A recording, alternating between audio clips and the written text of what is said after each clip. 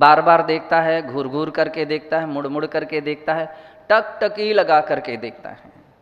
किसी वैज्ञानिक का कहना है एक बार दृष्टि जाना सहज है, एक बार दृष्टि जाना सहज है, बिना उसके वो व्यक्ति महसूस ही नहीं कर सकता कि हम कौन कैसा है।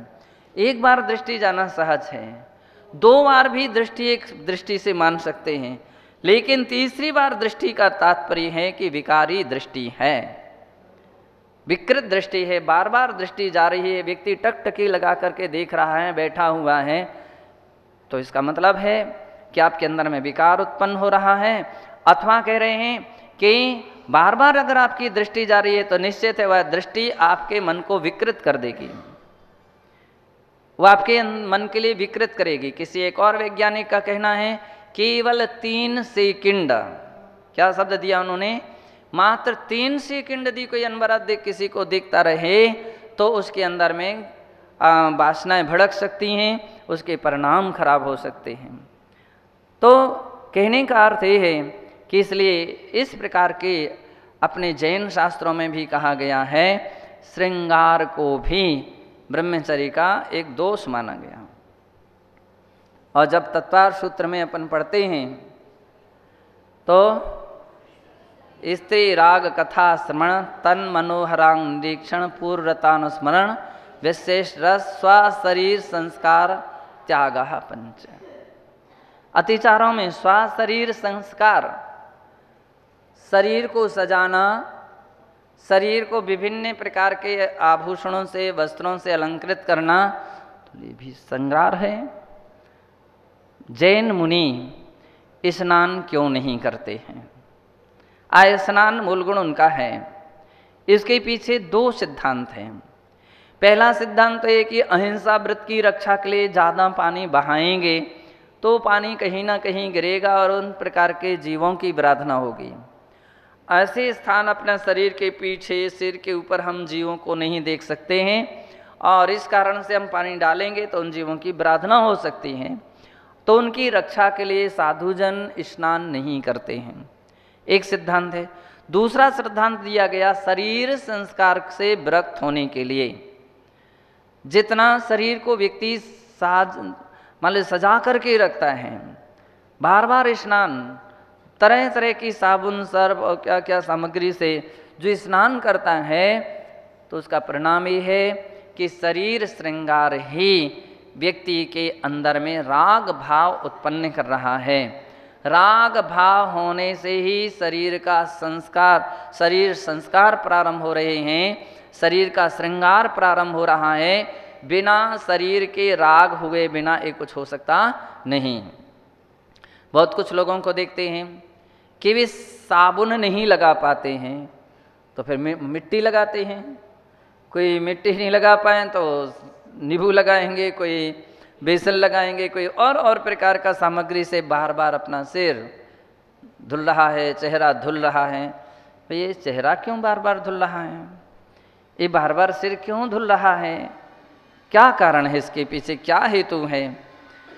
और कितना भी आप धो लोगे, क्या आप काले से गोरे हो जाओगे क्या? हैं? प्रायः करके जो काले या सांवले कलर के होते हैं वे ज़्यादा प्रयास में रहते कि कुछ हम गोरे दिखने लग जाएं, ज़्यादा काले तो नहीं हो गए हैं। कितना भी आप ऐसी सामग्री लगा लीजिए, लेकिन सब कुछ लगाने के उपरांत भी जैसा शरीर का रंग है वो बदल नहीं सकता। शरीर नाम कर्म का अपना उदय है। और फिर साधक के मार्ग पर, साधना के मार्ग पर साधक तो शरीर पर ध्यान रहा तो धर्म पर कब ध्यान देगा? वो धर्म पर कहाँ ध्यान रखेगा? यही कारण है कि जैन शास्त्रों में सबसे पहले मोक्ष मार्ग पर बढ़ने के लिए साधकों के लिए कहा गया संसार शरीर भोग निर्विण्णा। पहली प्रतिमा का स्वरूप बतलाते हुए आचार्य समंत्रभद्र महाराज कह रहे हैं संसार से भी विरक्त हो, शरीर से भी विरक्त हो और भोगों से भी विरक्त होना चाहिए, इनसे विरक्त होना चाहिए। जो संसार शरीर भोगों से विरक्त नहीं हुआ है उसकी पहली प्रतिमा ही प्रारंभ नहीं हो रही है, तो फिर आगे के व्रत तो कठिन ही है, असंभव ही हो जाएंगे। शरीर से वृत्ति होना चाहिए, और शरीर से वृत्ति के लिए ये आवश्यक है कि बार बार जो अपन चेहरे धोते हैं, हाथ पांव विशेष करके रगड़ रगड़ करके जो धोए जाते हैं, हमारे शास्त्र कहते हैं शुद्धि के लिए तक तो धोना ठीक है, यहाँ तक कोई दोष नहीं है। शुद्धि के लिए हाथ पैर धोना चाहिए, मुख धोना चाहिए, लेकिन श्रृंगार की दृष्टि से अगर धो रहे हो तो दोष है, वह अपराध है।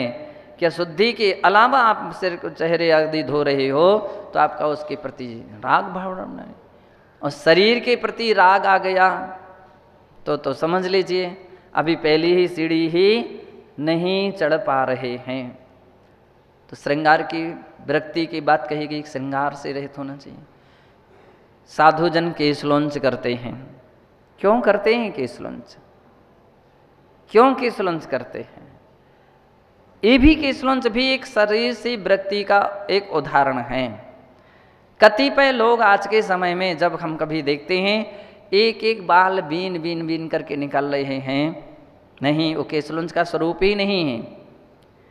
केशलोंच का स्वरूप महापुराण उत्तर पुराण के अंदर में एक उदाहरण आया, जहाँ सिद्धार्थ क्षुल्लक जी की परिचय की क्षुल्लक जी का वर्णन आया, तो वहाँ पर दिया है जिनका सिर केशलोंच से मंडित था। एक एक बाल निकालने के बाद तो मालूम ही नहीं पल पाता है कि इनका केशलोंच हुआ है कि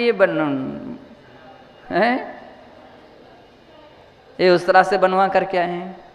कई बार बहुत सारे लोगों पर आमतौर पर तर्क भी उठ जाती हैं, और ऐसे ही लोगों पर ज़्यादा तर्क उठ जाती हैं जो बिल्कुल एक एक बीन बीन करके केशलोंच करते हैं कि आपके बाल इसलिए निकालना अनिवार्य हो गया कि उसमें कोई जीव उत्पन्न ना हो सके, उसमें कोई जीव जंतु उत्पन्न ना हो सके, इसलिए केशलोंच करना चाहिए। और जब केशलोंच किए जाते हैं तो निश्चित है कहीं ना कहीं छोटे छोटे बाल रह सकते हैं, और ऐसी अवस्था में वो मंडित सिर समझ में आता है कि केशलोंच से मंडित है, ये उस तरह से मंडित नहीं है। किससे मंडित है? केशलोंच से मंडित सिर हैं। तो केशलोंच से मंडित तो समझ में आ रहा है कि हाँ इनके केशलोंच हुए हैं, बीच बीच में एक एक छुटके छुटके कोई ना कोई कहीं ना कहीं बाल दिख रहे हैं, और दिख रहे हैं केशलोंच से। और विरक्ति का परिचय भी है, और बिल्कुल चिकनी चुपड़ी खोपड़ी कर लेते हैं, तो उसके पीछे कहीं ना कहीं राग भाव समझ में आ रहा है। तो कह रहे ये भी श्रृंगार है, श्रृंगार नहीं होना चाहिए। सिर में चेहरे में तेल इत्यादि लगाया जाता है, कोई बुरी बात नहीं है, लगाना चाहिए, और श्रावकों को कर्तव्य है कि वो वैयावृत्ति करे, लेकिन वो किस दृष्टि से करे, वो साधु कहाँ तक कराए। आप अध्ययन करते समय थक जाते हैं, आप कोई तपस्या ध्यान करते समय कहीं आप थक जाते हैं, आप किसी लेखन करते समय थक जा रहे हैं, और ऐसे प्रसंग वश वैयावृत्ति महत्वपूर्ण है। आप दर्शन वंदना करते समय थक रहे हैं, है ना, तीर्थ वंदना करते समय थक रहे हैं, माला फेरते फेरते थक रहे हैं, ऐसी कोई धर्म कृष्ण कार्य में आप जो थक चुके हैं, और ऐसे प्रसंग पर श्रावक उसकी थकान दूर करने के लिए जो सेवा वैयावृत्ति करता है, और उस समय तेल इत्यादि का प्रयोग भी कर ले तो भी कोई ज़्यादा नुकसान नहीं है। लेकिन तब कहीं आश्चर्य होता है कि ना तो व्यक्ति कुछ पढ़ रहा है, ना लिख रहा है, ना जाप कर रहा है, ना वंदना कर रहा है, कुछ भी नहीं कर रहा है, और फिर भी तरह तरह के तेल, तरह तरह की सेवा, तरह तरह के अभ्यंग स्नान जैसा हो रहा है, वो महादोष है, शरीर श्रृंगार के अंतर्गत आ जाता है। तो आचार्य महाराज कह रहे हैं कि इस दृष्टि से भी शरीर श्रृंगार नहीं होना चाहिए। शरीर श्रृंगार अपने राग का प्रतीक है, और ये भी संभव है कि आपके इस प्रकार के श्रृंगार को देख करके दूसरे भी प्रभावित हो सकते हैं। कतिपय लोगों को देखा जाता है जब बाल बड़े हो जाते हैं तो बड़े हिसाब से उनको सजाने का प्रयास किया जाता है, बाल को सजाने का, हमारे बाल बहुत अच्छे बिल्कुल ऐसे ऐसे करते हुए देखे जाते हैं। भाई ऐसा क्यों कर रहे हो? बहुत से लोग मुझसे बोलने लगते कि वो ठीक है जैसे हैं बने रहने दीजिए, बाल ही तो है ना, उसको क्या संभालना है? जिसको निकाल करके एक दिन फेंकना है उसको क्या संभालना है? तो कहने का अर्थ ये है कि इस प्रकार के जो भी प्रकार की प्रतिक्रिया शरीर श्रृंगार की है, तो अपना भी शरीर के प्रति राग प्रदर्शित होता है और अन्य लोगों के लिए भी व्यक्ति इसलिए करता है दूसरे के लिए आकर्षित करने के लिए, कि दूसरा व्यक्ति मुझे देख करके हमारे शरीर और इस शारीरिक प्रतिक्रिया को देख करके प्रभावित हो, आकर्षित हो। तो इसका मतलब यह भी आपकी सबसे बड़ी प्रदूषित भावना है। ये धर्म भावना नहीं है, धार्मिक भावना नहीं है। धार्मिक भावना तो इससे बिल्कुल विपरीत होती है। वो तो विरक्त है शरीर से। इतना बड़ा मूल गुण धारण किया है कि स्नान नहीं करेंगे, श्रृंगार का त्याग करेंगे, और फिर भी आप ऐसे काम कर रहे हो। तो आचार्य महाराज का कहना है कि ऐसे श्रृंगार करना या किसी श्रृंगार परक शरीर को देख करके मोहित होना, उसको देखना, और जब बार बार देख रहे हो तो निश्चित है आपकी प्रदूषित दृष्टि काम कर रही है। देख करके व्यक्ति हंसता है, टकटकी लगाता है, तो निश्चित है आचार्य महाराज कह रहे हैं कि भव्य तू लोगों को श्रृंगार से तो देखकर क्यों विषयाभिलाषा को प्राप्त होता है? ये तुम्हारी विषयाभिलाषा है, तो ऐसी विषयाभिलाषा को क्यों प्राप्त हो रहा है? यह थोड़ी भी विषयाभिलाषा तेरे लिए महान अनर्थ का कारण बनेगी।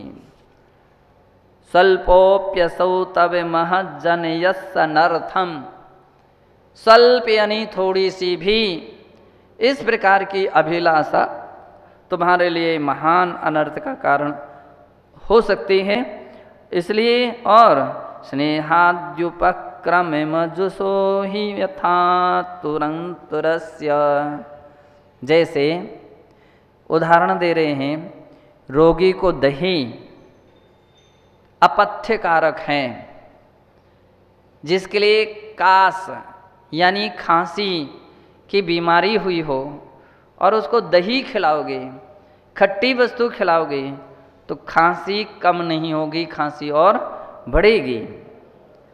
दुग्ध और पित्त ज्वर आदि है जिसको, ऐसे अथवा अजीर्ण जिसको हो रहा है, जिसका पाचन क्रिया सही नहीं हो रही है, उसको आप दूध पिलाओगे, तो दूध पिलाओगे तो क्या होगा?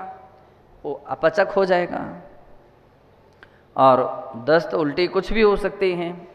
घृतादि का बुखार चढ़ा हुआ है, हम बतलाते हैं बुखार वाले के लिए ज्वर, व्यक्ति जो ज्वर से पीड़ित है उसको घृत विष की तरह हुआ करता है, घृत या घी से बना हुआ सामान। और बुखार आज के समय में क्या, कोलेस्ट्रॉल जिसको बड़ा हुआ है, अब वो घी खाएगा तो और नुकसान करेगा और बढ़ेगा। अभी बात अलग है कि वो अलग अलग प्रकार के होते हों, लेकिन कह रहे हैं कि जिस प्रकार से ऐसे रोग के लिए सामग्रियां अपथ्यकारी होती हैं, किंचित भी इनका सेवन किया जाए तो तज्जन्य रोग जो हैं वो विकराल रूप धारण कर लेते हैं। ठीक इसी प्रकार से वह दोष उत्पन्न करता है वैसा और किसी को नहीं।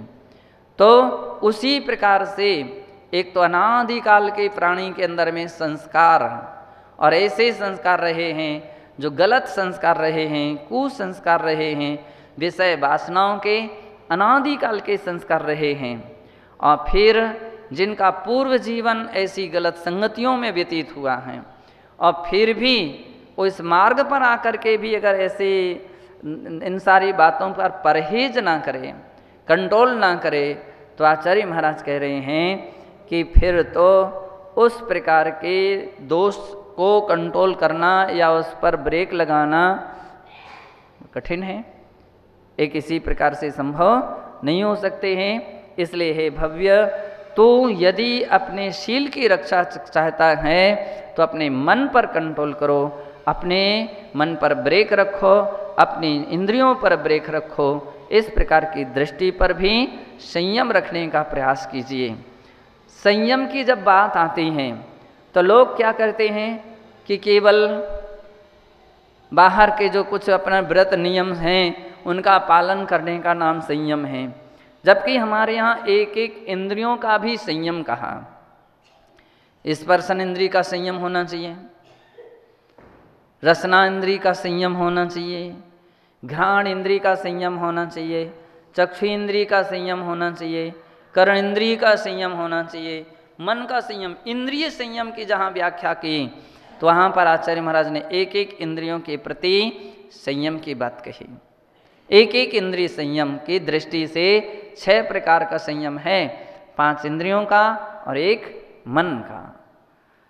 अब हर साधक के लिए अपना अपना चिंतन करना चाहिए, हमारा स्पर्शन इंद्रिय का संयम कितना है, मन क्या चाह रहा है, स्पर्शन इंद्रिय क्या क्या चाहती है, क्या उस पर अपना कंट्रोल हो रहा है क्या? यदि हो रहा है तो समझ लीजिए आपका स्पर्शन इंद्रिय संयम है। जीभ क्या चाह रही है और उस पर आपका ब्रेक लगा हुआ तो समझ लीजिए रसना इंद्रिय संयम है। घ्राण इंद्रिय क्या चाह रही है और उस पर आपने कंट्रोल किया है तो समझ लीजिए घ्राण इंद्रिय संयम है। चक्षु क्या देखना चाहती है और उस पर यदि आपका संयम है तो समझ लीजिए चक्षु इंद्रिय संयम है। कर्ण कान क्या सुनना चाहते हैं और उस पर आपने कंट्रोल किया है, वो कर्ण इंद्रिय संयम है। इसी प्रकार से मन क्या क्या चाहता है, मेरा मन ऐसा करता है, मेरा मन, तो मन के अनुसार चल रहे हो तो इसका मतलब आपका मन संयम नहीं है। मन क्या चाहता है, मुझे ऐसा कुछ नहीं करना है। आगम क्या कह रहा है भगवान ने क्या कहा है, विश्वनायक सागर जी, तो ऐसा भगवान ने क्या कहा, जिनवाणी क्या कह रही है, गुरुजन क्या कह रहे हैं, तो इस प्रकार का जिसका मन चिंतन करता है और जो उन्होंने कहा है तदनुरूप ही मैं चलूँगा, वैसा ही हमारे मन और इंद्रियों का अपन उपयोग करेंगे तो समझ लीजिए वो संयमी पुरुष हैं। और बाहर से केवल पिछी कमंडल धारण करने मात्र से कोई संयमी नहीं कहा जा सकता है। आप अपनी अपनी एक एक इंद्रियों के अधीनस्थ हो, इसके बिना हमारा ये काम नहीं चलता है, इसके बिना हमारा ये काम नहीं चल रहा है, तो समझ लीजिए कि भैया आप अभी संयमी की कोटि में आगम की दृष्टि में नहीं आ सकते हो। प्राणी संयम, स्थावर जीवों की हिंसा, एक एक जीवों की यहाँ पर आप गिनती गिनाई गई हैं।